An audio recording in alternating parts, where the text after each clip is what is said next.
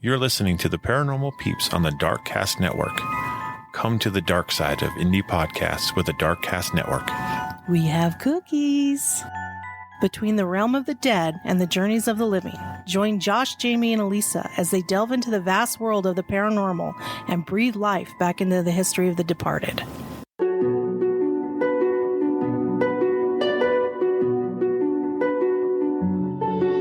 I'm Dawn. And I'm Cole. And Scottish Murders is a true crime podcast dedicated to people from or living in Scotland. Just like anywhere else in the world, these murders can be truly horrific and shocking, and we want to shine more light upon them. Join us every 2 weeks on Scottish Murders, where we'll bring you cases both solved and unsolved, giving you an insight into the other side of Bonnie Scotland. Find us wherever you stream your podcasts, as well as on social media. Join us there. Bye!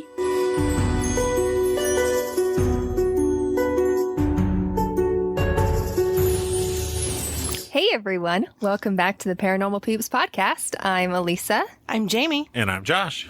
And today we have a special episode. Finally, one of our investigations. From last year. Dun, dun, dun. Not quite a year ago. Nope. Thank goodness. Well, close enough. It's close enough though. But today we are doing all of our evidence review from when we went to the Mackay Mansion. Yeah, and this was a 12-hour investigation. In 18-degree weather. It was so cold. Yeah, and you know, you're thinking Mackay Mansion, right? So they have original carpet in spots, and they have like furniture. And you're thinking, oh, it's not going to be bad because it's indoors. Mm-hmm. And surely with all that old stuff in there, they're not going to want it to be freezing cold. Oh, no. They're going to have some heat in there, right? No, they did not. I swear it was colder inside than it was outside. Yeah. I would agree. And you couldn't wear your shoes, or if you wore your shoes, you had to put booties over them. I wore booties. See, I just brought an extra pair of socks and wore 2 layers of socks, but by the end of the night, numb. I was frozen. Yeah, we were all pretty cold. Yeah, it was so cold. Yeah. And there was one little space heater in the... that we fought over. Yeah, literally only one person could stand in front of. And it would only coat like just... the front half of you? Yeah. You have to rotate. Okay, your turn. Like a rotisserie chicken, yeah, rotating. Yeah. Yeah, it was so cold. It was fun, though. It was. It was definitely fun. And it's one we had wanted to do for a while. Yeah. Yeah. I think it's because it's just such a known place inside of Virginia City. Mm-hmm. I mean, it's been, a lot of the ghost shows have been there, so it's like, hey, let's go do that one. That'd be fun. Just learn not to do it in the wintertime. Well, I mean, it was in April. Technically, that's spring, but that's still pretty cold for spring. Oh. Yeah. It felt like winter. Yeah, it did. Well, it snowed the 2 days before. It snowed on us when we were investigating. So so cold. We never know it was going to be cold. Well, and like desert plus winter is freezing. At it night. is so Yeah. cold at night. Yeah, but it was fun. So let's talk about who John Mackay was. Because, I mean, the house bears his name. So who was he, right? Honestly, he was like kind of the perfect rag to riches story in the U.S. He grew up an Irish immigrant in New York City in one of the most notoriously bad slums. So like he grew up poorer than poor. Like most people, he hopped on a steamship, went to California in 1851 for the gold rush. And he spent like 8 years in California mining gold. 8 years. 8 years. Well, it must have been worth it. It was, I mean, he made money, but, you know, they're always looking for that big strike. Mm-hmm. Never found it. And so all of a sudden, you know, there's a chance in Virginia City. So he packs up, heads out to Virginia City, and starts mining in Virginia City. So while he's there, he actually starts working in one of the mines, and he gradually gains ownership in better mining ground. So in 1865, he actually is one of the majority owners of a previously obscured mine called Kentuck, which owned a minuscule sliver of the Comstock lode between two much bigger mines. And in the last half of that year, Mackay invested all the money he had amassed in the 6 years of brutal labor and every penny he could borrow on prospecting the Kentuck far below the surface. For 6 months, he didn't find a single ton of profitable ore. But, that would be disappointing. Wouldn't it? For 6 months? For 6 months. Oh. 265 feet underground. Dang. Ooh, that is deep. Yes. And by the end of the year, Mackay was teetering on the edge of bankruptcy. Well, yeah, it can only take you so far, and unless you hit something. Exactly. So in New Year's Day, 1866, he and his small workforce hacked into a 10-foot wide mass of reddish, sugary gold and silver infused quartz at the bottom of Kentuck's mine, 250 feet below the surface. Dang. Ooh. Happy New Year. Happy New Year. Over the next 2 years, Mackay mined more than $1.6 million worth of gold and silver from his tiny little Kentuck mine. Well, nowadays that would be way more. $375 million today. Dang. Ooh. During that time, Kentuck paid $592,000 to its stockholders, which is a 37% yield, a substantial portion of which went straight to Mackay. Nice. Well, he deserved it. That's a lot of work. That is a lot of work. And super dangerous. Yes. Because if you're dying, like if you have a rock fall down there and you're covered, you're not coming out. No. So what's interesting, because like we've been, I don't know if all of us have been in mines, but most of us have been inside of a mine, and you're in the flashlight and everything else like that, right? Most of these people who are in the mine mining, they had a tiny little candle that they attached to their top of their helmet. Mm-hmm. And now imagine, you're talking like barely any light in there. And down there, I'm sure, because I've been in mines, and they're dark and wet and cold. Yeah. Yeah, it is. It's and pitch black. Except for that tiny little light. It's like less than a nightlight today. Now today, there's flashlights that can turn off street lamps. Yeah. So what's crazy is Mackay made a lot of money in his tiny little mine, right? But that didn't stop him. So he kept mining. And after 2 years of mining ventures and one almost expensive failure, he had his biggest success in 1874 and 1875 when he and his partners hit the big one, 1,500 feet below the surface. Holy crap. Wow. And I How? thought 250 was far. No kidding. Right? And he was actually still between two big mines. So he was next to the Consolidated Virginia and the California mines. The ore body still holds the record for the most concentrated in history. Wow. And it made John Mackay one of the wealthiest men in the world. His share of profits ran between $20 and $25 million, or 50 billion Today. Holy crap. Yeah. That's so much money, it's almost scary. It is crazy. So in 1876, John Mackay's cash income from dividends of the two mines exceeded $450,000 per month. The only people in the world with a monthly cash income anywhere comparable were his actual junior partners of the company. Oh my word. And they had an aggregate cash income running between 1.2 and 1.5 million a month. Holy moly.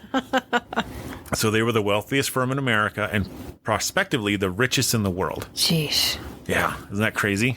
Can I have a percent? Right? Just one. Just give me 1%. So after he made a bunch of money mining, right, he decided that he wasn't going to stop there. And what he ended up starting to do was laying a telegraph cable from California to Hawaii. Holy moly, are you kidding? 236 miles on the floor of the Pacific Ocean. Holy moly. I can't even believe that. Right? Oh, he's ambitious. Super ambitious. Very super driven. Yeah. And so that was his big adventure. And then unfortunately, he never saw it completed because he died later the year that he started. What did he die from? Does it say? I didn't find out. Okay. But he did die with his wife at his side. Well, I mean, But he was on a business trip, so he wasn't actually in the mansion when he passed away. yeah, wow. So the mansion itself was actually built in 1860 and wasn't built by Mackay. It was actually the original offices of Gold and Curry Mining Company. And the home's first resident was George Hearst, who was the superintendent of the Gold and Curry mines. He made his beginnings and vast fortune actually in Virginia City and was one of the Wealth's most famous characters. I don't know why. He just is. I didn't look him up. I didn't really investigate into why. Yeah, because we're just doing a brief. Maybe he just had a great personality. Yeah, Let's go with that. Probably. He was very nice in that avenue. So one of the big stories, I know we heard this, because inside the mansion, there's a giant vault. Yep. And that's where all the bullion was stored. All the gold was stored. And of course, if you have that much money around, people are going to want to steal it. Of course. So what they did was they kept an armed guard inside the vault Ooh, surprise. at all times. So 2 guys break into the house, get into the vault, and then immediately killed. Pew, pew. I bet that was a surprise. Right? So the interesting thing is in 1875, there was a huge fire in Virginia City. And in fact, it wiped out most of D Street and C Street. And unfortunately, the Mackay Mansion was spared. Right. But John Mackay's house was not. He didn't live there at the time. He lived in a different place. So he lost his house in that fire. Interesting. And so he's like, I need a new house. Yeah. And so he bought the Mackay Mansion. That's when, okay. That's how he got a hold of it. I wonder what his house looked like before. That's a I good don't question. know. How was it comparable to the Mackay Mansion? That's a good question. Probably not as, I don't know, probably not as nice. Maybe. I don't know. It's so funny to think, though, because nowadays that is definitely not a mansion. That is a small to average size home. That's Yeah. a 3-bedroom, 2-bath house. Yep. I mean, that's exactly what it it is. has a basement that we weren't able to go into, like deep into, so there's No. more But There wasn't to much. it. Yeah. There was a but- dining room down there and Most likely a kitchen. Mm-hmm. I know there are bedrooms down there just because that's where the Caretaker. Yeah. caretakers stay. But it's like, I wonder back then, he was wealthy still. So what did his house look like? What was the Right. style of it, the looks of it, I think the fire actually happened before the find at the Comstock. Okay, The so it was big load. probably just an average home for the time. Yeah, it was the mining office at the time, which it was still, when Mackay bought it, he still ran his mining company out of the house. No, I meant the home that burned down. Oh, yeah, It was probably just the average home for the time. Yeah.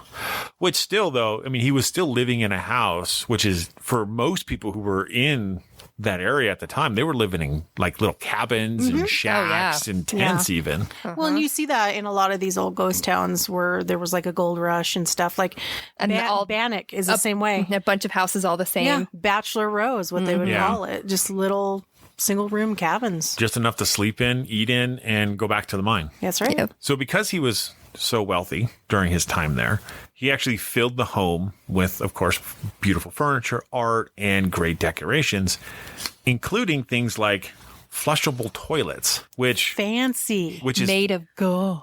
yeah. Yeah, There- gold plated. There is a gold toilet in the upstairs bathroom, which is original to the house. and was appraised for like $10,000 for a toilet. For a pooping throne. You got to wonder though, like we have some very rich people in this country that are on that level, right? Billionaires. Do they spend $10,000 on a toilet? To each their own, but I hope not. Right? I would, that to me, that's a waste. That would be like the last thing. I mean, I sit my butt there and no. But at the same time, I mean, yes, his house was nice, but it wasn't like the Mackay Mansion. Yeah, it's nice, but it's not like that nice. Well, it was Right? nice for the time, probably. It was probably immaculate. I mean, For the time picture period. of wealth at the time. Yeah. But even then, like, I don't know, when you look at New York and you look at these townhouses, they're bigger than this, Oh, yeah. and more extravagant than this. So really, Yeah. like in my mind, I'm like, okay, this is more of a mediocre, nice house compared to like the rich people in New York or Right. whatever. But you're looking Even at though he's really wealthy, right? New York, you're looking at a big city even for that time, whereas Virginia City is just like a little Teeny podunk tiny, right? town. Yeah. Right. And I totally get that. But he has all this money.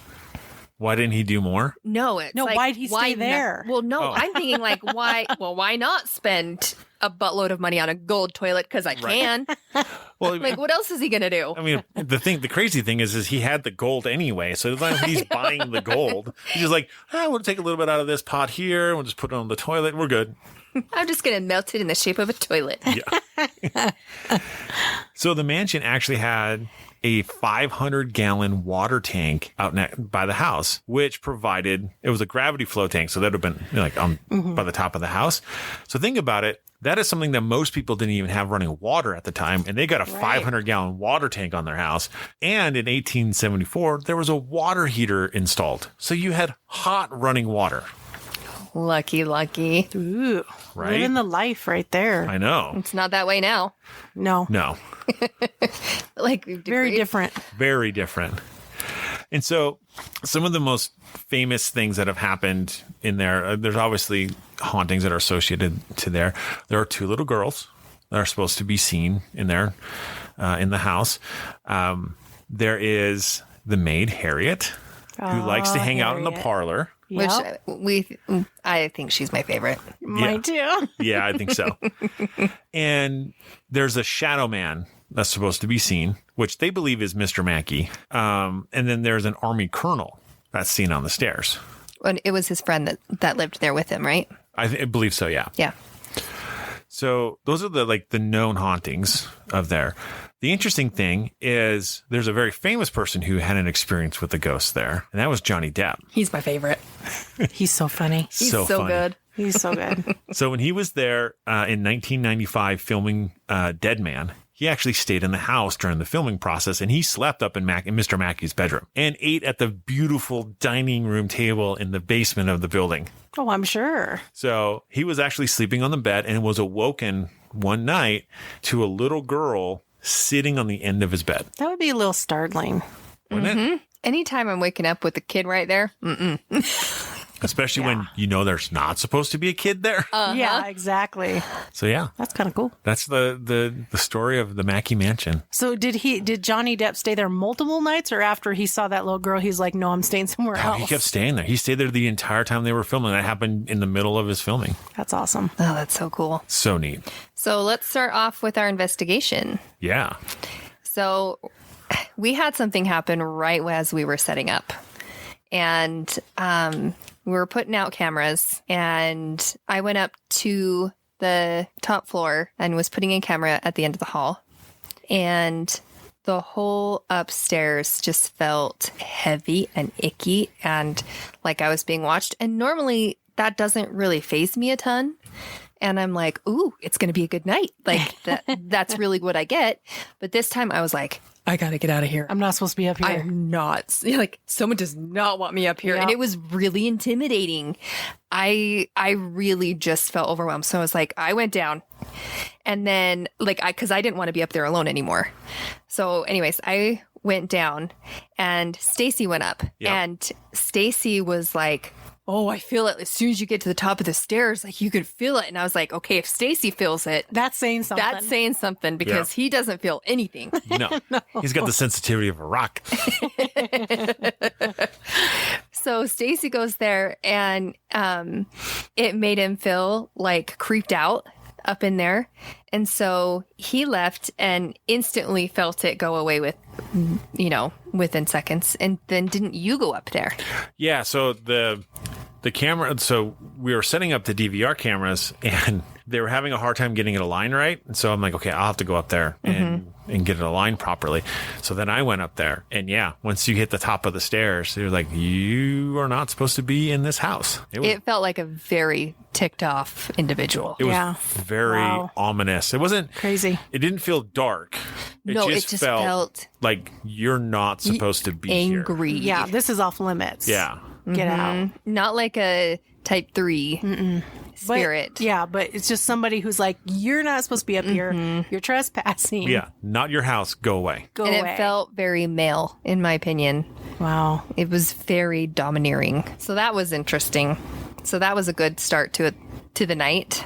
I mean, it kind of makes sense if you think about it, though, because there was, there was proper etiquette and everything especially back in those days, even in those small little mining towns, and, a home like that with, wealthy people or whatever. 100%. And, bathroom areas and bedroom areas are a very private thing. Yeah. And so I could see that you got some strangers walking up here. This is where your personal area is. And It's like, excuse me? somebody's like, yeah, it's like a, invasion of your personal space. Yeah. Because while the mining office was a public space, it was still only the first part of when you walk in. Yes. And then everything else was private. Was their private residence. Yes. Yeah.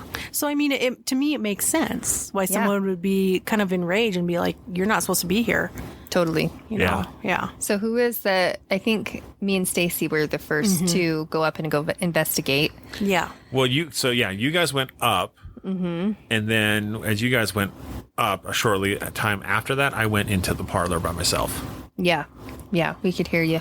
I could hear you guys too. I know. In that house, this is how it is. It says mansion, but like she says, by today's standards, it's not. Yeah. No, I think our townhouse is bigger than that place. Yeah. Yeah. Stacy and I went up, and before I could even start recording, I got my SLS camera out. And what that is it shows you on the screen an image of a stick figure. Yeah, maps. It'll map the image and find the people. Yep. Anyways, it's just like the Kinect camera is what it is. I asked Stacy to go into the other room to see how it made him feel because of that experience that we had just had. When you say other room, do you mean Mrs. Mackey's room or Mr. Yes, sorry. Mackey's? So we are in Mr. Mackey's room. Okay. And right across from it is Mrs. Mackey's room. I had him go in there to see how it made him feel because our room ended up being like really chilled out and like nothing was in there at all. So he left and could feel it instantly, but then within seconds it was gone. So I got the SLS out to see if it would stand by him, but nothing showed up. The top of Stacy's head felt weird, and the image that we got on the SLS when we first started was up where his head was. So even though we weren't catching it on the camera right before that, when we got the SLS out, we captured something that was right above where his head was. Oh, Interesting. cool. So he went over there and he could feel it on his head. I got the rods out and they just started flying. It was... On the rods, it was Mr. Mackey. He confirmed that he was the shadow man. And then we heard 2 loud thumps. And I asked him how many kids he had, and he tapped the rods together 3 times. And then I said, how many girls? And he went 2. And how many boys? And he went 1, which was right. And then that he and his wife were there most of the time. And he would also be there with his daughters. Even though that the kids grew up, he said that you can choose whether to be young or whether to be old. Because I asked him, I was like, they grew up. Right. So why would there be little kids, like little girls? Right. Yeah. And why would you guys be adults? And you know what I mean? And he was saying through the rods that it was your choice. How you want to show up. But so I thought that was interesting. I think that confirms what we thought. We've thought before, though. Well, and I've heard other cases of experiences where spirits have answered the same thing. Yeah. Well, or like, say a mother loses their child, and instead the child comes back at a young age to be like, Mom, I know you'll remember me this way, but I'm actually an adult. Yeah. But I'm going to come back to you as a young child so that you'll know that it's me, and you'll recognize me. Yeah. Well, you had a similar thing like that in the prison, in the old Montana State Prison, when Elisa had her back to Turkey Pete's door. You said you felt him and felt him as a young man, not as the old man that he was. Well, no, I did. Felt it. Oh, sorry. Yeah, Elisa felt him. What she could feel and interpret was that he was his younger self before he had lost his mind. Right. Yep. And you could see something behind her. Her back was to his jail cell door. Mm-hmm. And it's dark in that cell, but you could see something that was darker than dark. And it was going from left to right, like back and forth, but it was like it was angry. Yeah. Like it was going back and forth, not like pacing, just like, I mean, it was actually kind of moving kind of fast, and it's not a big cell. And then at one point it would stop like in the middle of the cell on the back wall, and then it would rush up to the bars, right where I was at. And I had like my hair was standing on end, and I'm just like, okay, didn't you ask me to step away from the bars? Yeah. I told her, you need to step away from the bars because he's back and forth, and then up on your back. And it's like... Which would not be... Like, Turkey Pete was An old man. And very like friendly and Just not, happy-go-lucky, not in his right mind. Yeah, you he know? was senile by the time he died. they were letting him out and doing his own thing at that point. He bought the prison and, and wrote with checks him, and everything. wrote checks for $1 million and bought the prison, That was his world at that time. So what I was feeling was correct with what was looking as the spirit, because otherwise that wouldn't have made sense. Yep. Yeah. So again, with the rod session, Mr. Mackay said that there were 12 spirits in that room at the time, which I wonder if that's also why it felt so intense when we went up there. That's a lot. It is a lot. It's not a very big room. It is a lot. No. Well, not just in that room, just when we went upstairs to go set up. Yeah. But because you know how some ghosts like congregate to one area? Oh, yeah. Yeah. And you'll get that, and you'll go in places and you're like, there's nothing going on here. And then you'll go into another place and it's loaded. Overflowing even. But we talked about how much they loved their maid, Harriet, which is who we love. Yes. Good old Harriet. Yes. She was cute. Well, and we'll continue talking about her later. And they took really good care of her. Yes, they did. They loved her very much. And they took care of her even after she passed. I had to reset the rods because after a while, your wrists kind of hurt, your hands kind of hurt. Yeah. Because you're trying to hold as still as possible and not breathe, not move. So I sat them down and I said, okay, hold on a second. And then I get an EVP saying, no, this again? And it's male. And we'll play that for you. Okay, let me fix my hands.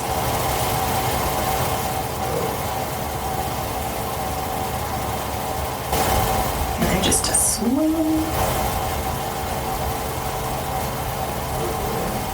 Okay, try that again. Okay, let me fix my hands.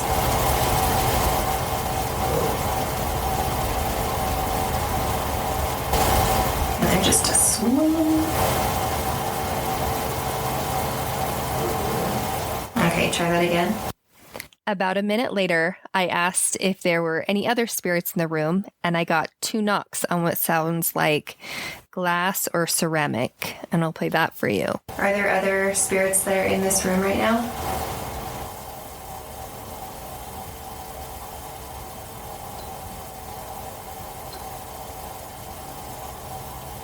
Did you hear that? There's like a little tapping. Are there other spirits that are in this room right now?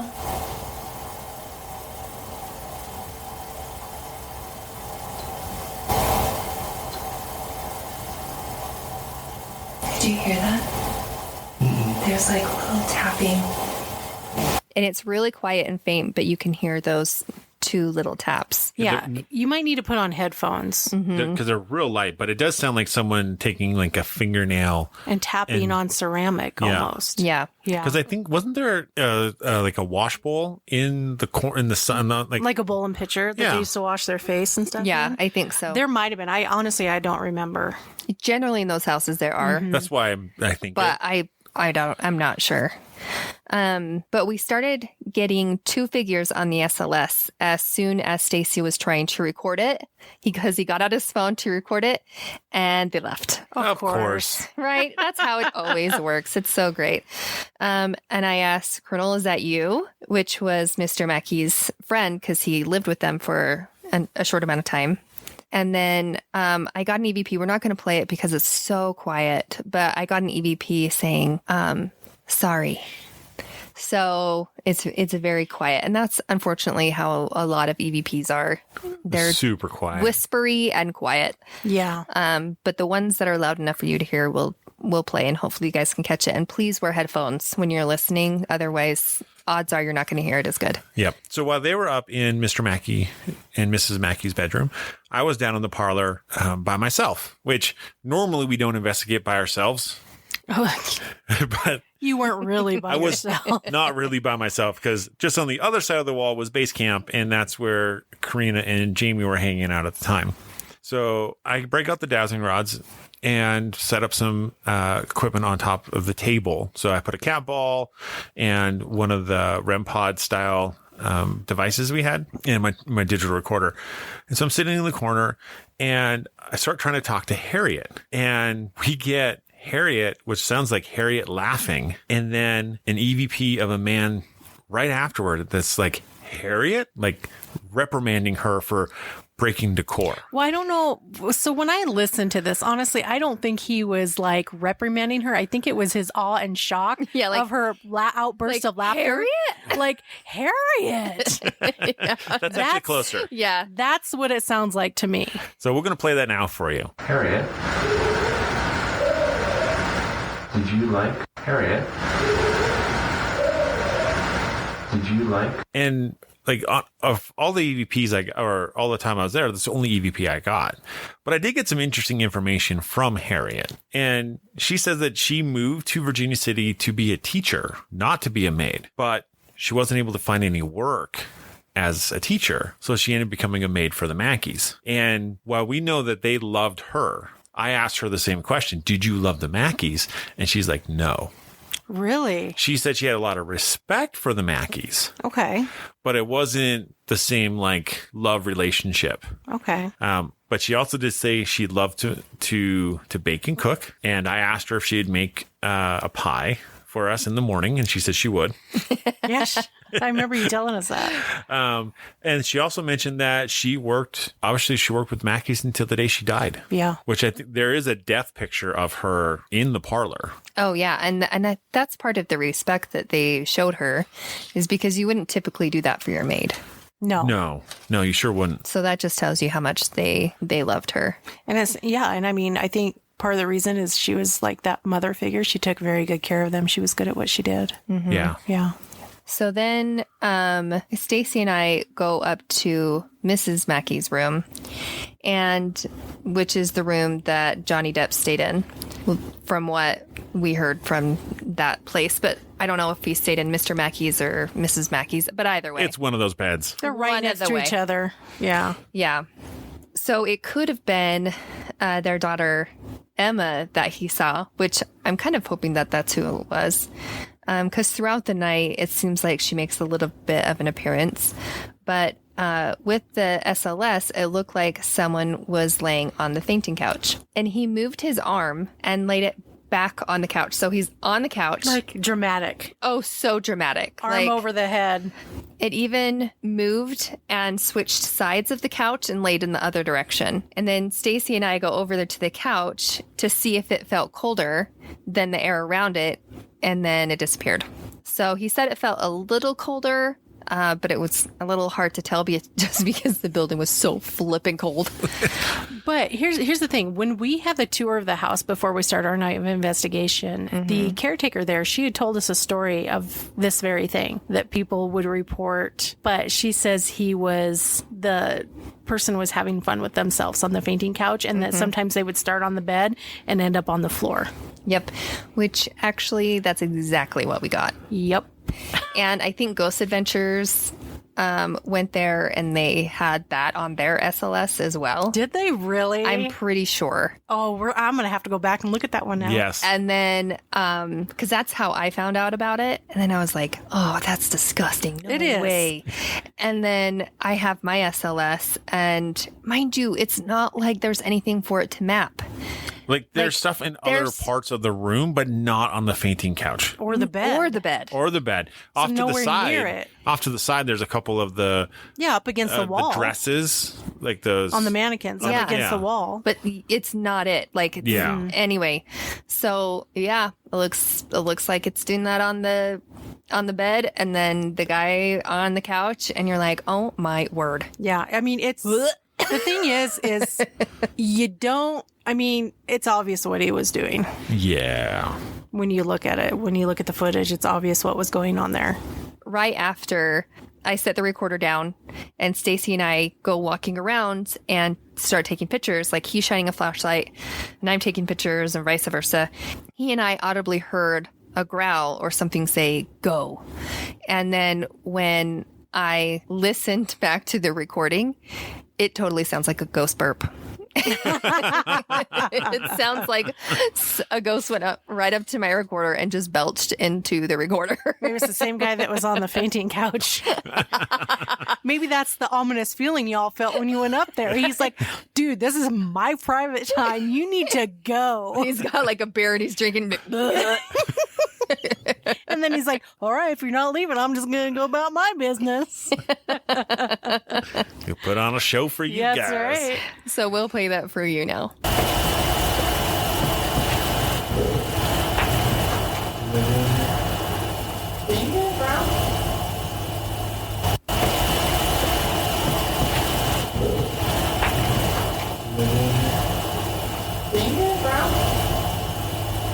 I leave the parlor. A short time after, Jamie actually goes into the parlor. Mm-hmm. And you kind of start getting ready to investigate, and not a whole lot's Not a happening. whole lot's going on. Not a whole lot's No. going on.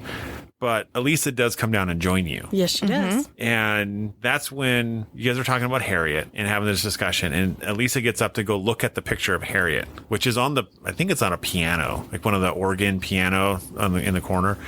And that's when Elisa's like, I smell cinnamon. Yep. And it's just for a second.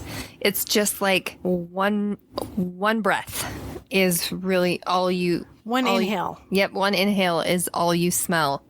And then it just goes away. And it's not just like a little hint of it. Like you really smell it. It smells like cinnamon. And then it goes to Jamie. Yeah. Well, you walked back. You Yeah. were walking back and you're like, I smell it again. Yeah. And then Jamie's like, can you do that over here? Yeah, because Jamie couldn't smell it. Not at the time. No. But then it did come over that way. And then you got one Whiff of cinnamon. whiff of cinnamon. I love cinnamon. And that's just kind of how that time went, is every once in a while, one of us would get a whiff of cinnamon. Yeah. Just one whiff. That was it. Yeah. Cinnamon. Cinnamon. Cinnamon. What's funny though is it wasn't long after you guys had the cinnamon smell, because base camp was right on the side of the wall. Mm-hmm. There were, people are talking in base camp, right? And Stacy's telling the story of the SLS camera and stuff happening on the SLS camera. So we're like, well, that's really cool. And our voices got a little too low. So it sounds like we're whispering. Mm-hmm. And Jamie's like, is someone whispering over there? And then we get an EVP, and it's a male voice that goes, no. Somebody whispering over there?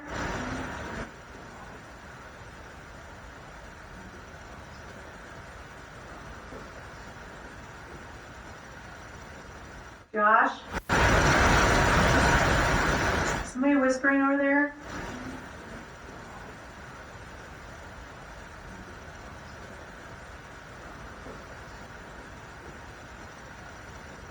Josh? And then I'm like, yeah, we're whispering over here. Well, no, you said there's people outside. Walking up the street Yeah, that you said in there's front of the house. Because I was thinking, because as I was listening to my recordings, I was like, oh, this is a woman shrieking. This sounds amazing. This is so good. And it like It's kept just going for people- like a minute. Yeah. And it really sounded like an EVP of a woman going, But it was just people but walking it was home just from people the bar. outside. See, your digital recorder picked up the people outside. Uh-huh. My camera picked up none of it. Mine was all female. Yeah, mine picked up nothing from outside. Like it was like perfectly inside the building, which was nice. And then go ahead. So in that same time, same room, after Josh says that there are people outside, a REM pod goes off. And as we're looking at the cameras, right after we see an orb that goes in front of Josh and Stacy. Do you remember that? So That was on the DVR. yeah. So Oh no. so Jamie had been in that room for a while. Mm-hmm. I get up and go get something to eat. Jamie stays there. Yeah. And then Jamie comes up into base camp. And Josh, you and Stacy go upstairs into Mr. Mackey's room. Mrs. Mackey's room. I believe it's Mr. Mackey's room. Oh, It was Mrs. Mackey's room. Oh, that's right. We go up there to use the SLS camera. Yeah. And so there's an orb that goes up to the bed, back down, and then it goes across the hall into the bathroom. And mind you, like, it's one big orb. It is too big to be a bug. It's too cold to be a bug. Yeah. And if it's that big and you're picking it up, you're going to see the wings. Yep. So Yeah. you know it's not a bug because there's no wings. And they're not seeing it. So, and it happens multiple times. And it's like all of us, me, Jamie, and Karina were all There it is. like, did you see that? There goes again. Like, it was really, really exciting, which made Karina just want to stay there the entire night. And she did. And she did. And just watched all the cameras. She was entertained. Yeah. So we actually see it about 7 times. Yeah, because when we were up there, that's right. So when Stacy and I were up there, we're shooting with the SLS camera, right? Mm-hmm. Not a whole lot's going on for us, and we're catching. There's the 2 dress mannequins in the corner. We're picking them up. I was like, "Oh, that's so cool!" And they're like, "Oh, it's just a mannequin again." But what was kind of freaky is we start hearing a woman screaming, and we're like, "Oh my gosh." What is that? What is that? Like, where is that coming from? And we end up looking out the window and realizing it's someone up on C Street. Mm-hmm. And it was kind of freaky. I was thinking about getting my phone because she's like, "I'm going to kill you." Oh, yeah. And it was like scary, violent. And it's like just a bunch of drunk people Yeah. up there. And it's like, whoa, that was kind of freaky. Yeah, the gal that was doing that sounded pretty serious. She did. She sounded very serious. It wasn't like a playful, "Oh, I'm going to kill you." It was like, "No, I'm going to kill you." Yeah, there was You a know, few she expletives that were used in exchange. Actually, quite a few. But what I also found interesting during that time when those orbs were going, like all this is going on at the same time. Yeah. Right? All this at the same time. And the REM pod kept going off on the stairs all by itself. Which there's nobody on the stairs. Everyone's essentially Stacy and I are upstairs, and everybody else is downstairs, and we're essentially right over the top of them. Yeah. So there's nothing that would make the REM pod go off. There's Nope. nobody around. And it just kept going off. So I found that was interesting with the fact that it didn't really go off a ton, except for just during this small amount of time, this brief window of where this orb is going around the room. And you can't see it with your naked eye. You can only see it on the monitors. And at the same time, the little REM pod's going off like crazy. So you keep hearing the REM pod and we keep seeing the orb. So it's almost It like coincides with the. it's It almost does. like people playing on the stairs, like kids playing on the stairs, because that's where the REM pod was, sitting on those stairs. And if you Yeah. walked on the stairs, well, then they were creaky, and 2, the REM pod would go off. Yeah. Exactly. I thought that was really interesting. Okay, so while this is going on, I still have my recorder in the parlor. Okay. I just left it running. Oh yeah. And I get an EVP of a male, rewind. Jamie has the radio Walkie-talkie, yeah. and the walkie-talkie, and Clicky talkie. she's talking. You're talking to Josh to see what's going on and like who's outside and whatever. Anyway. And I get an EVP while she's on the radio because there's a radio right next to my recorder. So it's really loud.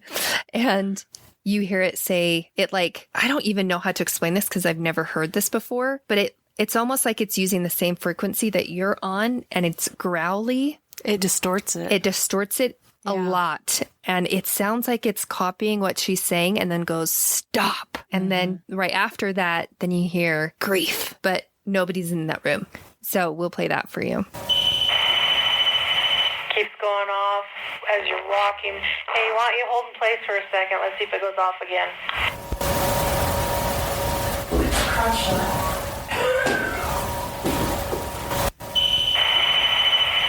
Keeps going off as you're walking. Hey, why don't you hold in place for a second? Let's see if it goes off again.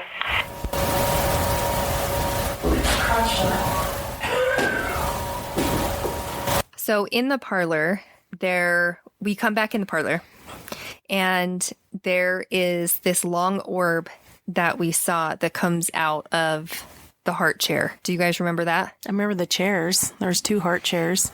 I remember looking at the monitor. I didn't always pay attention to the monitors. No. Yeah. So as we're looking for it on the monitor, I shouldn't say we're back in there. We're in the base camp. And because we see this orb come out of the the heart chair, from behind the heart chair. And as that happens, I don't know if anybody put 2 and 2 together. A back of the chair falls off. I didn't put I remember the little piece of the back, the top back of the chair falling off, a wood piece. Yes. Yeah, I remember that because I knocked it off myself. Yes. Right.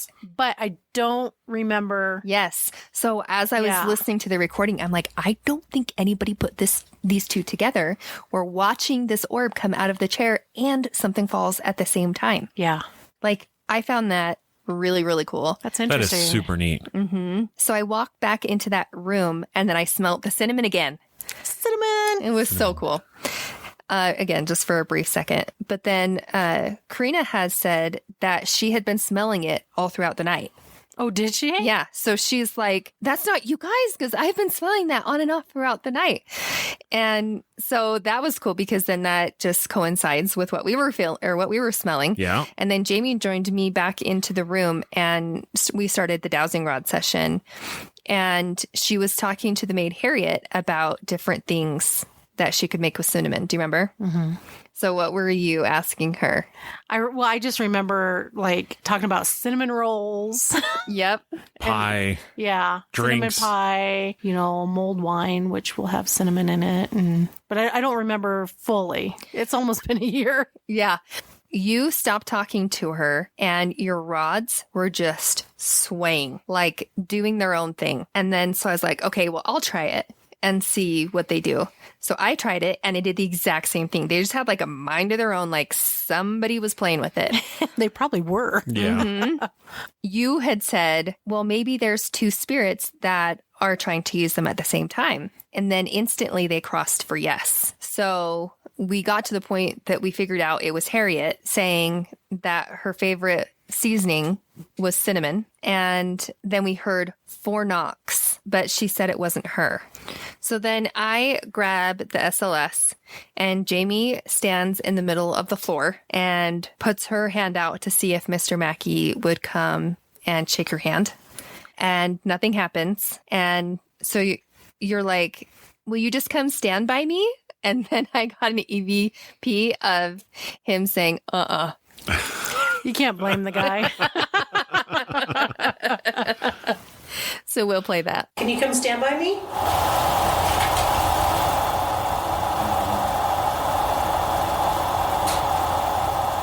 Can you come stand by me?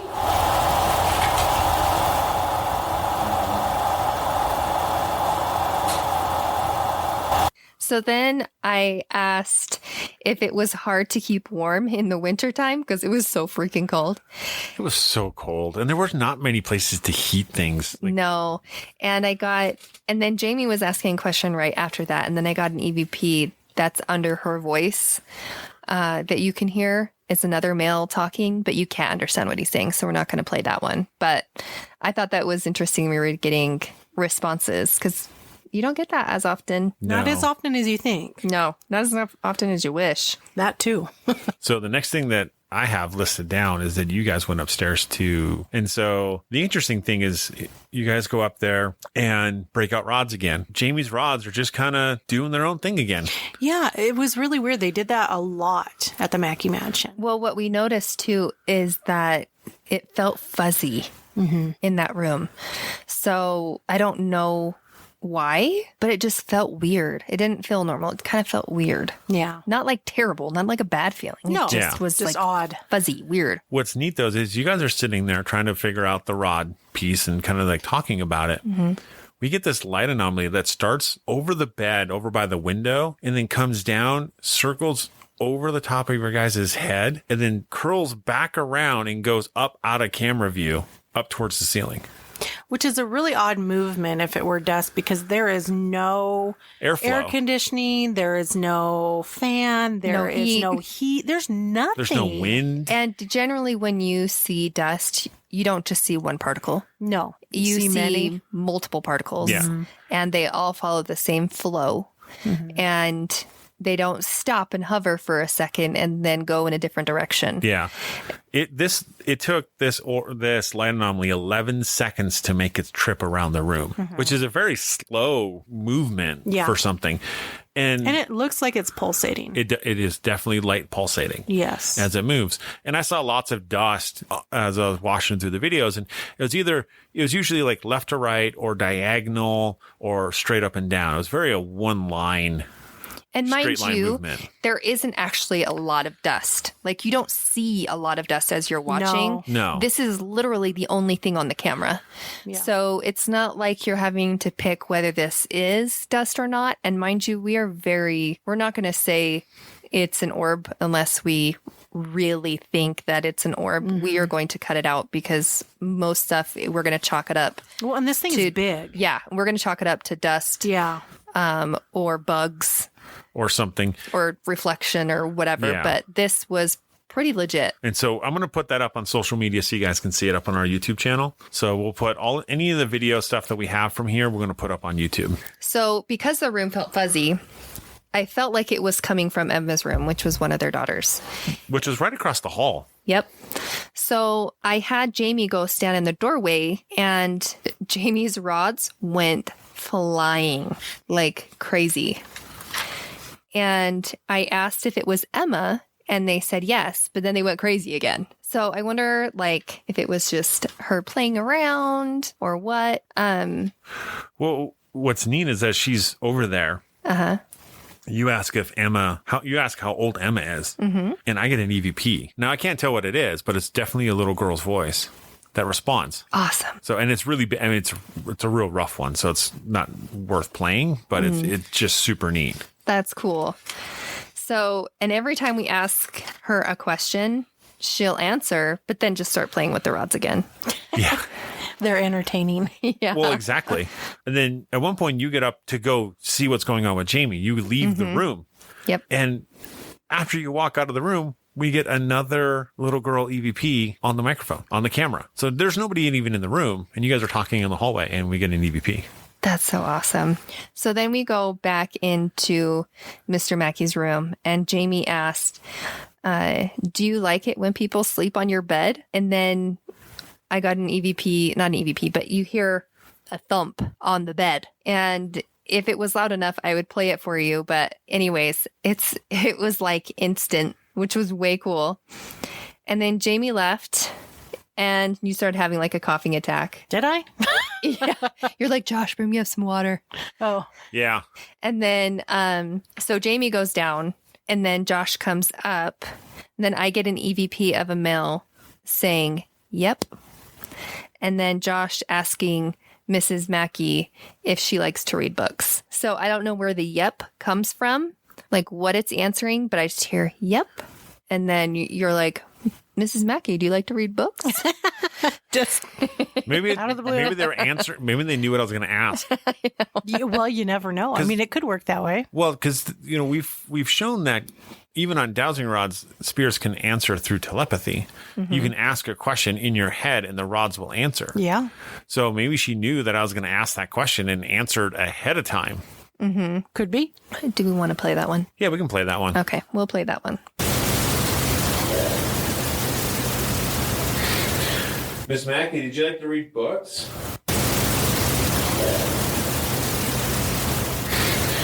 Miss Mackey, did you like to read books? So then after that, Josh and I head over to the attic door and we knocked on it to see if we could get a response, to see if there was anything up in the attic, just because that would be so cool. And we got nothing. Yeah. We were denied. That was worth a try. It would have been so cool though. So then all of us go into the office, right? Or do you go anywhere else? I don't go anywhere else, but there was an incident that happened with Jamie using the rods that was interesting because you guys put a cat ball in Emma's room, hoping she'd play with it, or a ball in Emma's room, hoping she'd play with it. I have like a ping pong ball. Yeah. And so you guys put the camera on it and you guys go back into Mr. Mackey's room and you started using the rods again. I started using the rods when I'm up with you. What's interesting is I started asking the typical questions, male, female, all those answers are no. I'm like, did you ever have a human body? Oh, yes. No. And we're like, okay. Are you male? No. Are you female? No. Did you ever have a human body? No. We're like, okay, what? And then, what is going on?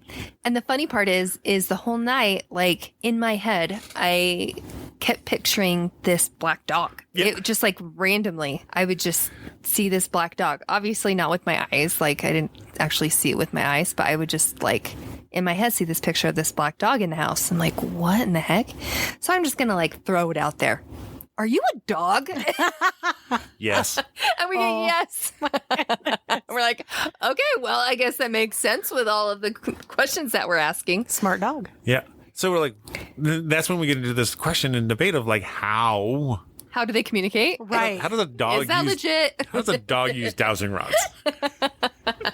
Are you lying? Yeah. But then it also makes you wonder, though, because you hear so many stories of people who have had NDEs, which are near-death experiences, and they talk about them not actually talking when they communicate. They use their Telepathy. mind. Yeah. And so I wonder if it's something like that where, because I've heard people talk about being able to have that communication with their animals and after they pass, you know, in the eternities, you know, Yeah. and so, I mean, is it a far reach? I don't think it's as far as people think it is. Agreed. Yeah. Agreed.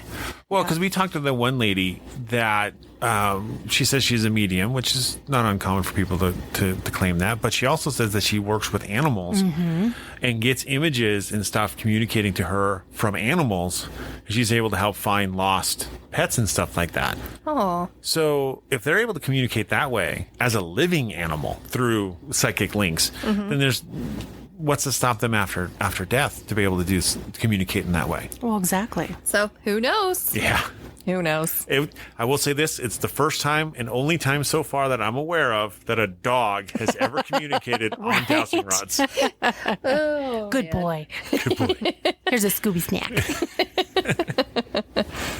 So is that when we head into the office Yeah, that's when we head or? back down to Base camp. We head back down to base camp. So we did a portal session. The portal is essentially an SB7 spirit box, so it's something that rotates through the channels, the radio channels, but puts it through a little bit of a reverb, so you don't get the noise. You don't get the static. Super annoying. Yeah. I hate the sound. Yeah. So it cuts that out and puts it a little bit through for a reverb. It's supposed to help people understand, or spirits be able to talk to you better and you can understand them better. I think it's debatable. Sometimes it's really hard to hear what's Well, being said. Here's the thing. I think it's like anything. In some locations, it can work really good, and in others, not. It just depends on, I think, spirit activity, how strong the spirit comes through. Yeah. But our goal for doing any investigating, which we did for a little bit of time there in base camp, was there was a female skull in one of the cabinets there. And there, right by her ear, there's a perfect round hole Yeah. on the side of her skull. And that's the only thing they found when they were like excavating the area. And it was found in the backyard. Yeah. Yeah, but they never found any rest other of her body. The rest of her body. They only found her skull. Which, I mean, it's the desert. It's going to have Scavengers. scavengers that are going to take pieces of their body Yeah. away. And, Yeah, you don't bury deep enough. That Yep. can for sure happen. Yep. Yeah. But our whole point of doing the portal method was to try to figure out who that was. who that was. Yeah. So, of course, the first question asked, right, is, can you tell me your name? And almost right away, right after Elisa asked the questions, we get a voice that comes through that says, Beth. Yeah. Wasn't that a male voice, though, that come through? There's a female voice. Because what happened... It's a male first, and then a female comes in later. Yeah, so I had it backwards. Yeah. And then we ask again, can you say your name again? And then we get Beth the second time, Yes. which none of us Picked up on. picked up on it at all. Yeah, I don't know what we were thinking. Obviously, we weren't. No. Could have been the cold. Our brains could have been half frozen. I don't know. Well, and sometimes it's hard to hear, like when these things are coming through, they're coming through kind of quickly. Mm-hmm. And like Beth is a very short one syllable word, so Yeah. it's very, very fast. But on the audio, it was very clear. You could clearly hear it. Yeah. And then the funny thing is we asked that question many, many more times throughout this cycle. And Elisa asks it again. Can you try and tell me your name again? This time we get a male voice that comes through, but it doesn't say Beth or Bethany. It sounds like Elam. Elam? Elam. Interesting. I have no idea. Yeah. Well, here's the thing.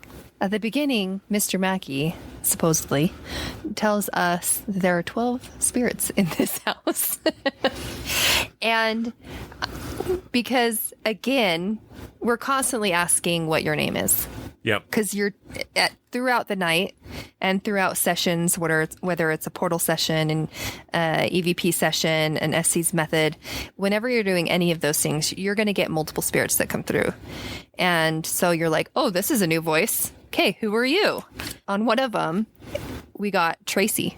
Yeah. See, that was the thing is like, we all thought it said Tracy, but listening back to the audio that I heard, it sounded like Elam. Tracy and Elam do not sound anything alike. I am well aware of that but I listened to it like multiple times. Is this the whole gray and green Yes. thing again? Probably is because I Probably. listened to the same thing, and on my recorder, it sounds like Tracy. So, Who knows? yeah, that's a very interesting thing. Who knows? But what's interesting is I said, was your name Tracy? Uh-huh. And we get a response back, and it's a woman's voice. And it goes, maybe. Oh, now we're playing games. Yeah, and I asked what happened to her, and then I heard gun. Oh, wow. Yep. And then Josh asked how many people were in the room, and Emil said, no one. No one is answering No you. one.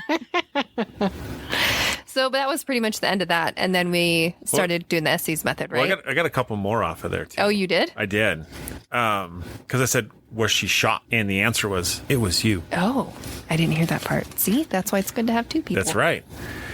And then, because we were talking about, Jamie was talking about the ice pick, because Yes, because it looks like an ice pick. Right. It looks like that's what somebody did to her. and because we're asking, we're trying to figure out what it was. And Elisa, there's another cabinet closer to the ground where it's got a bunch of tools in it. Yep. So Elisa's bent down and looking in there. And I'm like, I think an ice pick's a good size. And then over the portal we get, yes, it is. Oh, awesome. And that's when you said, was she killed by one of the tools? And the answer was a gun. Oh, okay. So that's where that came in. Yep. But then there was another voice that came through, a male voice that says garden, pew. And then a female voice that comes in shortly after that goes, ow. Pew pew. Well, which is kind of cool because in a minute, we're going to talk about the SC's method that we do. Yep. And that's kind of relevant. It is. So, And then why was she buried by the house, right? And we get a female voice that comes through and says, which house? And then another female voice that comes through that says, David. And then a male voice that comes through and says, here. so cool. It's so cool. That's awesome. Love it. And then I asked, can you tell me how many people are in the room? And that's when we get 3 responses off of that. There's one voice that comes through that says basic, and then no one, and then 8. Jeez. It's like, can you make up your mind? Well, they're probably 3 different spirits. Yeah, that's what it sounds like. And then this is the part that is very interesting. Because Elisa, you ask, can you say one of our names? Mm-hmm. And the answer that comes back is God. And then hello. And then I say, can you say any one of our names? And then we get God again. Really? A second time. And then baguette. Because that's Because we're hungry. That's totally right. But the interesting thing is God comes through twice on the same question, essentially asked by 2 separate people. Do you remember if it was the same voice? I don't, but what I can Okay. do is I can put all of this together in a video and put it up on Yeah, YouTube that'd for be us. awesome. And then we start our SC's and then method. we start the SC's method. Yep. These 2 sections, the portal session and the SC's method, were almost 40 minutes total in length. Mm-hmm. But we didn't. The funny thing is, as we did, because as I'm watching the video and our responses, most any of the things that were said through the portal, we did not respond to. No, because We just honestly, we didn't hear it. honestly, when you listen back to a portal session or SBS or like a spirit box, Yeah. SB7, you can always hear it clear when you're listening to that Then in back the moment. than in Yeah. the moment. In the Yes. moment, your brain is like going or you're hearing like all the reverb and you're hearing all the stuff. And so your brain is like overloaded. But somehow, I don't know how this works, but when you listen back to it and you have headphones on, it's clear. Yeah. And it's just crazy to me. I wish we could like do that in just the moment. do that in the moment. That's like you hear Steve, Dave? Your name is Dave? Oh, man. Ellen, Steve. Okay. All right. So now we start off with the Estes method. Yep. So the things that I have are, I only wrote down the things that were actually relevant because I didn't want to go through all the questions that we ask. Right. That didn't have a relevant answer to it. I wrote every one of them down. You would. They had no answers to them. I just wrote all the questions down. So, yeah, I don't really want to waste anybody's time. No, we won't go through the questions that didn't get answered. Josh, 'Cause there were a please lot of don't them. waste our time. I do that enough as it is. So, and I even put down some that are kind of relevant, but maybe, I don't know. Anyway, so this is what I've got.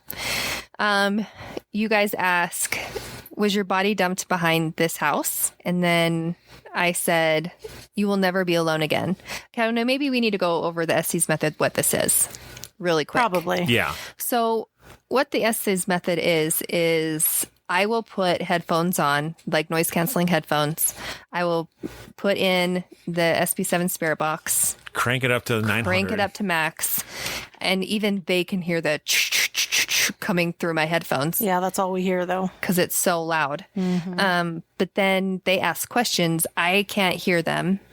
And I will answer whatever I receive on my end. So whatever I hear through the SP7, I will respond. So that's basically what it is. It's making it so I can't hear. I can only tell you what my responses are. So I don't even know what the questions are being asked. So anyways, you say, was your body dumped behind this house? And then I say, you will never be alone again. And it's a female. Then you guys ask, were you murdered? And then I say, tools to do it. And it was a male, which is very relevant. Yep. Relevant. I was like, that did not come out right. That did not sound right. And then you said, was your murder solved? Was someone punished for your death? And then a male says, what the heck? But a cuss word.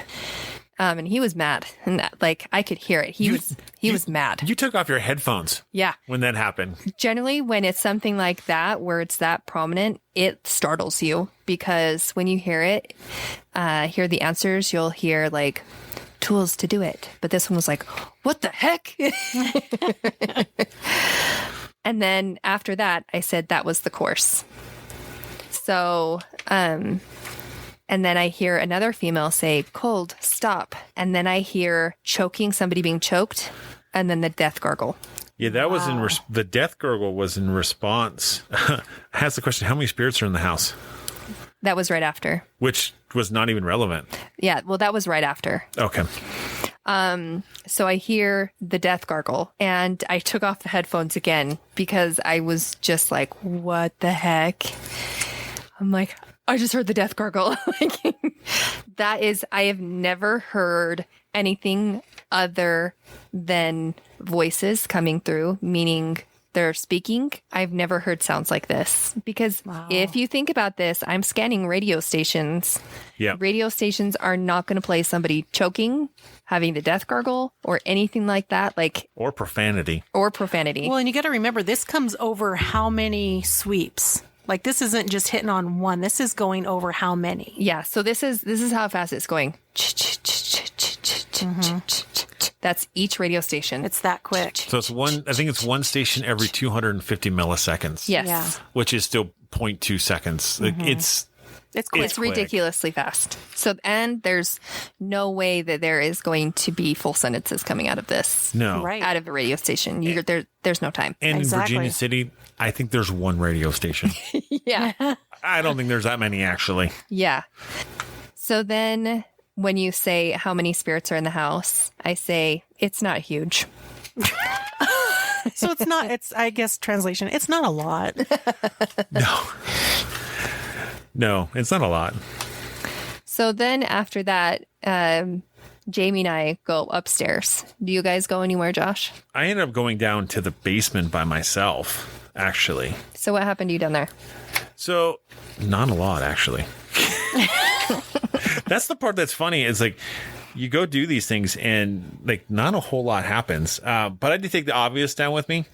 Did you say the Obvious. It sounds like you said obvious. I took the obvious. But what's interesting is Obviously. Sorry. I did have an answer to a question I answered. So I asked the question, do you like that people are here trying to communicate with you? And I got a male voice that came through, a distinct male voice that says no. Oh, I think we got that because Jamie and I heard that. Jamie and I are upstairs in the hallway, and we asked the question at the exact same time. And we said, or Jamie, you said, have you ever been to Utah? And that's the same. And at the exact same time, we got no from the Ovulus downstairs. Your Ovulus, we heard it. This is an EVP. Oh, that's an EVP? That's an EVP of a male voice. That goes, okay. no. because we thought it was the Ovulus. Yeah. Yeah, so like you probably did get a response from the Ovulus, but I had left. Oh, okay. And so, but this is when I was down there, and it was a male voice that came through, and it's just no. Like, That's I don't like you guys interesting. here. Which is interesting, right? I didn't feel any ominous nature or anything down there. I didn't stay down there too long, maybe 10 minutes, and I left. Yeah. There's really just a stairway. That's really it. It's a stair, yeah. Because all there is a stairway, and then to your direct left, there's that big open room. It's a separate room, so there's a door. There's the open dining room. Yep, and that's it. And that's it, but you can't go in there. No, it's No. blocked off. So you really only have the stairway. Yeah. Yep. What's interesting, though, is I left. I go upstairs, go back to base camp, because I'm like, this is boring. boring. There's nothing. You can only there's handle so nothing much. going on. Yeah, and I was tired. But what's interesting is that I left, and the camera can pick up you two talking. I left the camera downstairs. It can pick up you guys talking. I can't totally make out what you guys are saying, but I get an EVP that comes through that says, I don't know. I'd be curious to find out what we're saying upstairs or not saying. That was funny. I spent most time just laughing. It was funny. Okay, so Jamie and I are upstairs in the hallway, just hanging out in the hallway. And Well, we're sitting on the hallway floor. and we're having an EVP session, and you're like, that's when you said, have you ever been to Utah? And we heard oh my gosh. We Now that obviously- you have said that, I'm like screwing myself up. We obviously heard the Ovulus. We Say no. heard the Ovulus downstairs say no or not. I'm not totally sure on that. Anyways, so then I asked, can you make a little knock somewhere close to us so that we can hear it? And then you hear 4 knocks on the recorder. And then less than a minute later, I got really, really cold. And then Jamie doesn't feel it, but it's just me. But then within 5 seconds, I'm toasty warm again. So I was like actually warm for the first time that entire night. And then I get freezing cold. And 5 seconds later, I get warm again. And that's when things kind of go downhill. Guys, it was late or early. We were losing Birds were it. chirping. Sun was coming up. We were tired. I could hear birds chirping on my recorder. So It's about 4 o'clock in the morning, No, I thought it was. maybe 6 o'clock. Yeah. it was more like 6. So as you are doing EVP sessions, as you're ghost hunting, the entire night, you are trying so hard to be quiet. You are trying not to burp. You're trying not to fart. You're trying to not let your stomach grumble. You're trying to make it so your throat doesn't gargle. You're trying to do all the things to be quiet. You're holding every bodily function in. And you do not realize how much you try to keep in until you do. Anyways, so I was like, dude, I'm done. I got to fart real bad. It has been a brewing. Jamie's like, fart, go for it. I'm just like, fart. Okay, mind you, I'm in this thick coat that is long. Didn't you have 3 layers on? Oh, totally.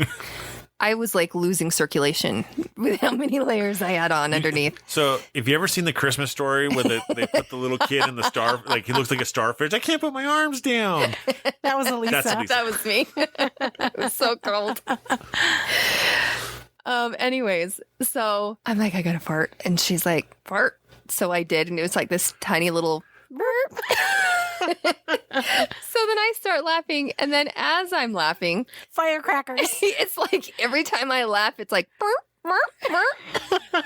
So her and I are busting a gut. We are laughing so hard. I have tears streaming down my face. And it gets quiet for just a second. And then you hear a male spirit go, ugh. Like he was so disgusted or something. And then we continue laughing because I'm suffocating myself with my own fart. And it's blowing up in my face. There's no place for this fart to go except for back up to my face. I'm dying. And then we are laughing hysterically again. And then we pause for just a second. And during that pause is another sigh, another male spirit going, ugh. And you can tell it's a little more exasperated than the first one. I mean, it was so bad she unhaunted the Mackay Mansion. That it wasn't really a ghost sign. It was this sound of all the spirits fleeing. And we try to tag every little thing, every little sound that we make. Oh, yeah. So we always say, like, if we fart, we have to tag it. Like, if you burp, you have to tag it. Yeah. Any sound that you make, you tag it. That's right. So that's why, like, for us, it's like, well, you might as well just do it because... End of the night, you know.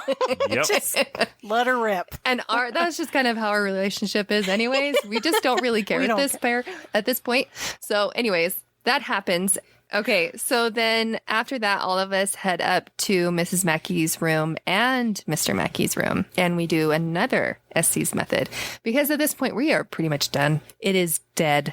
We're not really getting anything that we know of. It felt so still and so quiet after 1 o'clock in the morning.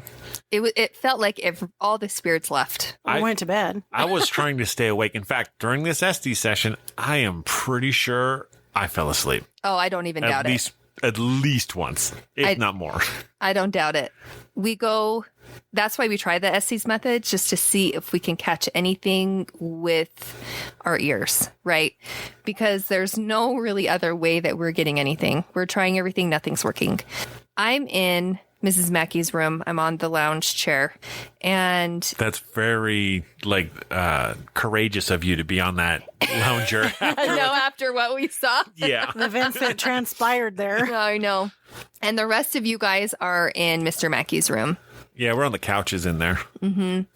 And instantly we start off and Josh says, I'm Josh. And you say Jamie. And then Stacy's like, I'm Stacy. And can you tell us one of our names? And then I hear, go. They were ready for us to go too. Maybe he's telling Elisa to go because she unhaunted the upstairs. Get out of here, you stinky butt. That is unladylike. Get out of my room. He's like, I'm so sick of you being in here. And then I hear, get off of it. Because I was on the fainting couch. Yeah. And then I get, I've been around. We know. We know. And then you guys say, Mrs. Mackey, are you here with us? And then I get off of it. Rise. You say, get off of what? And I said, the end. I'm mad. You say, who are you mad at? You. Why are you mad at us? You shouldn't have come here. There are 5 now. And then you say, do you not like us being up here? And then I get, go eat an apple. No. There it is, guys. There it is. The moment you've been waiting for. So if you don't know, for some reason, this has been a theme for us. Ever since Camp Floyd. That's where it first That's happened. where it started. We were at Camp Floyd and we were in this little museum and kind of having a rough conversation, if you will. A little heated conversation with the spirit. Jamie was fighting with it.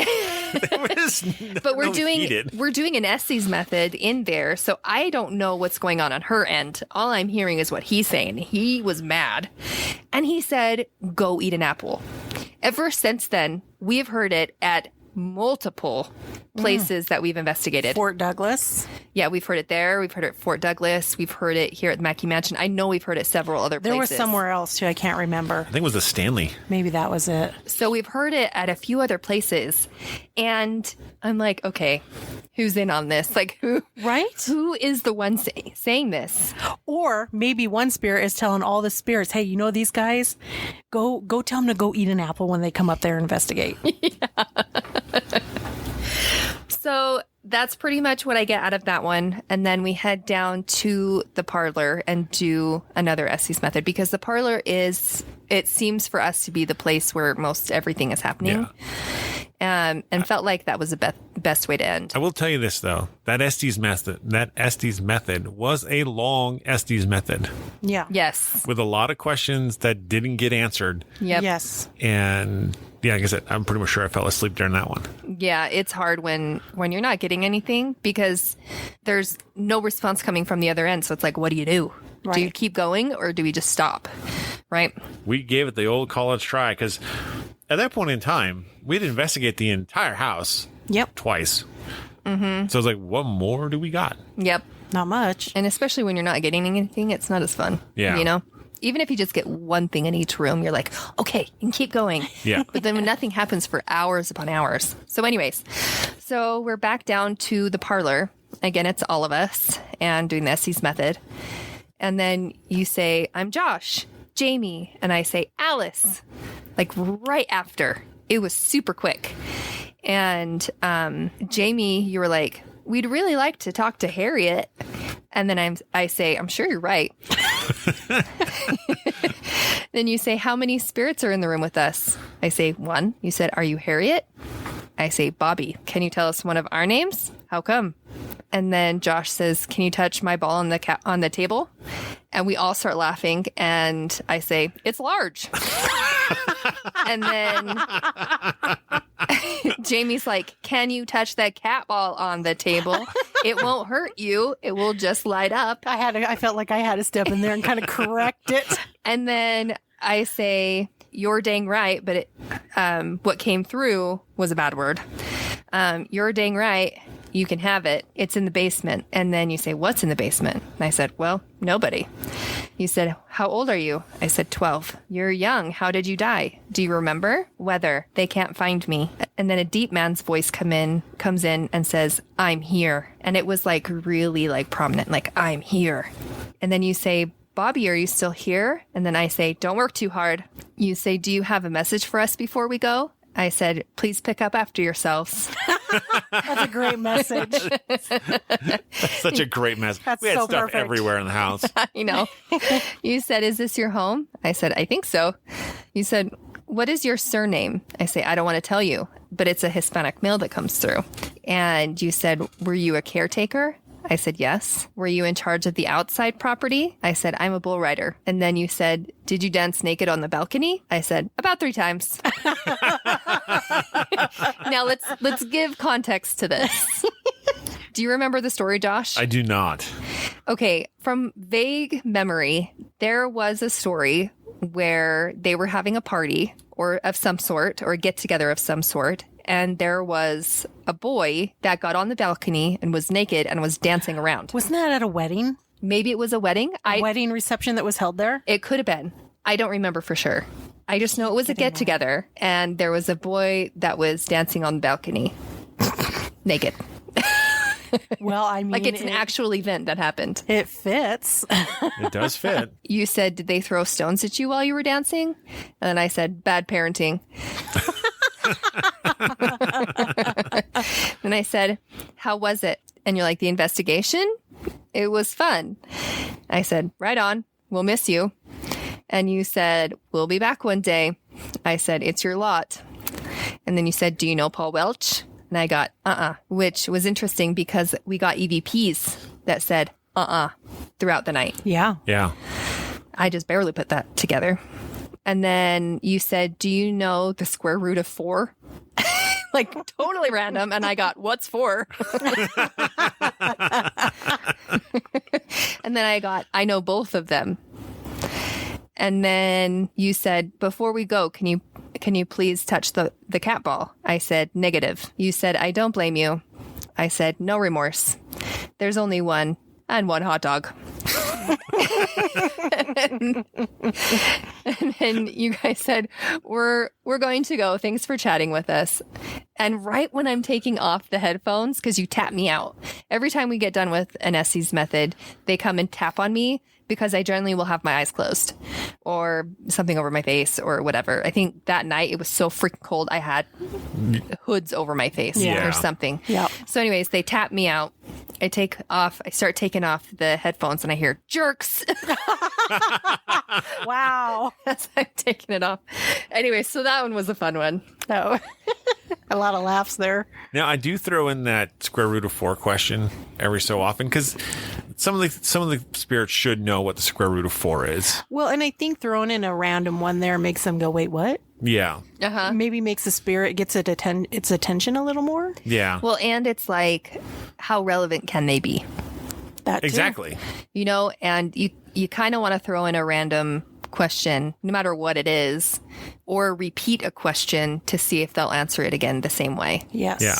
And sometimes we did it at Fear Factor. I started asking questions in Spanish. Now, granted, my Spanish is very limited, but if you ask a question in Spanish and you get a Spanish response from someone who doesn't know a lick of Spanish. Yeah. Like, those are very good, signs that you are speaking to potentially to a spirit because it's a very relative response. Yeah. Because I remember that one because when I was sitting on the stairs and then we were doing it, I don't know any Spanish. Like, literally, I know none. I can count to 10. You know? Well, that's some. I got 4 phrases in Spanish, and I was like, I don't know what. This is a totally different language, and I'm like trying to totally chopping whatever I'm saying. But yeah, it was pretty cool. Yeah, we have a lot of fun doing the Estes method. Yeah, we really do. So that ends up being it for the night, and we pack up and head out, and it's daylight. Then we hit a speed bump on the on the way down. It was so much fun. The car flew. It did. We Dukes of Hazzard that car. We oh sure man, did. it was a blast. A little scary. We were laughing so hard. I was holding on to the old crap handles and I was just hanging on for dear life, just having the best time. It was great. We won't do it again, but boy, it was worth it. It was so worth it. Yeah. Well, we talked about doing it too. We're like, oh, we should totally hit this fast going down. Mind you, it's a 25-mile-an-hour hill, right? And you do need to go 25 miles an hour on this hill because it's steep hill, then it flattens for the railroad tracks, and it goes straight down again. So it's like just this little bit of spot. And so we went down. And we gunned it. And I hit it at 45, so I wasn't going super fast. But it felt fast. And we lit. I know. Yeah. All 4 tires were off the ground. They were off the ground. And when it hit the ground, because I was a little scared because we were headed towards the ditch, which really at this point was just a shoulder, right? But I'm like, oh, geez, it's going to be bad. Is the end of Cold Spot Paranormal. we die happy. We hit the ground and then it course corrected and we were fine. But I was like, oh my gosh, boy. It was so much fun. I'd do it again. Yeah. Josh is like, I wouldn't. Not in my car. Once was good. Next time we're going to rent a Metro. We're going to get some air on that thing. We're getting the insurance because it's going to see more airtime than the shuttle. That's why you never buy rental cars, folks. That's right. But we want to say thank you for listening to our episode. Thank you for listening. Please, if you enjoy what we do, please like and subscribe and leave a review. That really does help us out. And as always, stay ghosty, my peeps. How do you think the world will end? Alien invasion? Nuclear disaster? Another, more deadly pandemic? I'm Jackie Moranti, and I'm the host of Cause of Death, 100 Seconds to Midnight. I talk about the things that could obliterate mankind. I call it pre-apocalyptic nonfiction. The doomsday clock was set at 100 seconds to midnight from January of 2020 to January of 2023. On January 24th, 2023, the Board of Atomic Scientists moved the hands of the clock even closer to midnight. Now, it's set at 90 seconds to midnight, the closest it's ever been. From nuclear disaster to environmental threats to food and water crises, find out how mankind is destroying itself 1 second at a time. If you haven't listened to my podcast, you should.